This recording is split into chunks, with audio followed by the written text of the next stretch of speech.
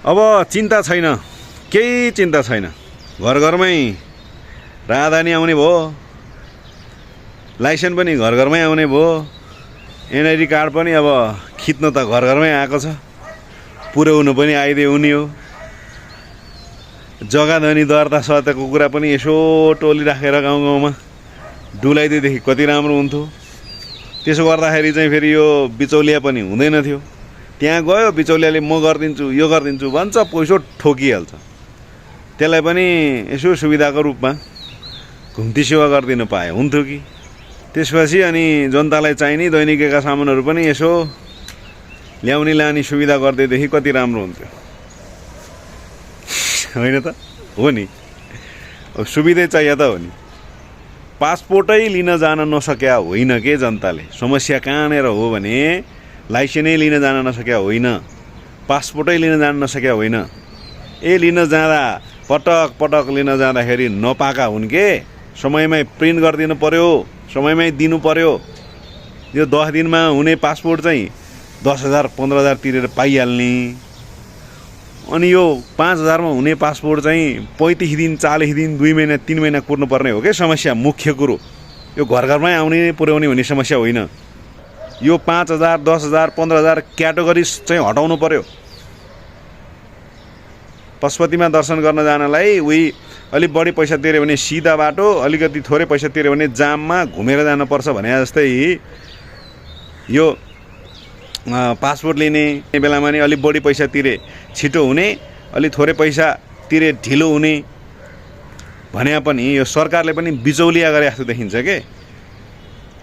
अनि ठुलै मान्छेलाई चाहिँ प्रोत्साहन गरे जस्तो देखिन्छ। को ठुलो आवश्यकता परेपछि गरिबले पनि 5,000 को ठाउँमा 10,000 15,000 दिएर चाहिँ बनाउनु परेको छ। सरकार पनि आफै बिचौलिया नबनोस्। पासपोर्ट एउटै रेटमा बन्नुपर्छ, धनीलाई होस् कि गरिबलाई होस्, समय एउटै लाग्नुपर्छ। छिटो ढिलोको कुरै भएन। छिटो बन्दा खर्च बढी लाग्ने होइन नि त, ओभरट्याक गरेर अर्कालाई ढिलो बनाएर छिटो हुने हो नि।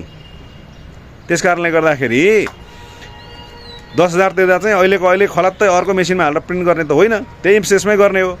अर्को एकजना मान्छे जो ढिलोको लागि प्रतीक्षा गरिरहेछ त्यसको प्रिन्ट गर्न ढिला गरेर त्यसको हाल्ने हो नि त। अनि बिचौलिया गरेको 5,000 10,000 पैसा चाहिँ किन लाग्नुपर्ने हो?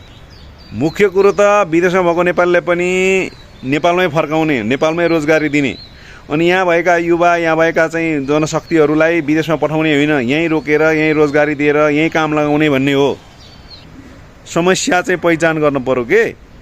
अहिले एकैचोटि यहाँ घर घरमा पुर्याउने यो त्यो गर्ने भनेर कहाँ हुन्छ? धेरै गतिलो काम गरे होइन नि यो। पासपोर्ट नदिएको ठाउँमा घर घरमा लगेर पासपोर्ट पुर्याइदिने भनेको मतलब त यसले जाओ तिमीहरू जाओ भन्नको लागि त जस्तो देखियो नि, होइन? त्यो होइन नि त उद्देश्य सरकारको। विदेशमा रहेका युवाहरूलाई देशमै फर्काउने र रोजगारी दिने, देशमै भएका युवा र जनशक्तिलाई पनि सानो ठुलो जेसुकै होस् न देशमै रोजगारी दिने, पासपोर्ट दिने सुविधा होइन। यो पासपोर्ट बनाउने कम्पनी नै बन्द गर्ने हो। कहिलेकाहीँ घुम्न जान रहर लाग्दाखेरि यताउति घुम्ने खान हेर्न जानेको ठाउँ मात्रै बनाउने हो, काम गर्नको लागि जाने बनाउने होइन। लाइसेन्स वगैरह वगैरहका कुरो त छिटो बनाइदिए हुन्छ के।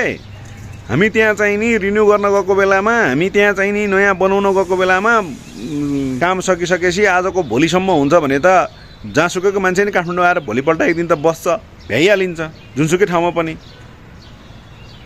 त्यो हो क्या समस्या। घरमै पुर्याउनु पर्ने होइन। घरमा चाहिँ कहिले पुर्यायो त भन्ने कुरा आउँछ नि त फेरि। 1 महिना 2 महिना 3 महिना। हुन त अब हुलाकले काम पाइरहेको थिएन, हुलाक मार्फत आउने भनेपछि हुलाकलाई काम दिए जस्तो पनि हुने भयो। यो ठिकै हो। यो बैंकले गरे जस्तो एटिएम कार्ड र क्रेडिट कार्ड चाहिँ बनिसकेपछि घरमै पुर्याउन जाने व्यवस्था गरिदिने गरे जस्तै सरकारले पनि यो सानातिना कुरामा स्टन्टबाजी गर्न जरुरी छैन। मुख्य कुरो के आफूले भनेको कुराहरू छन्, नीति तथा कार्यक्रम र आफ्ना घोषणापत्रमा त्यो कुरोलाई प्रमुखताका रूपमा रहेर कार्यान्वयन गराउँदै जानु पर्यो। प्रचारबाजीमा लाग्नु परेन, कसैको कुरो सुन्न नि पर्दैन।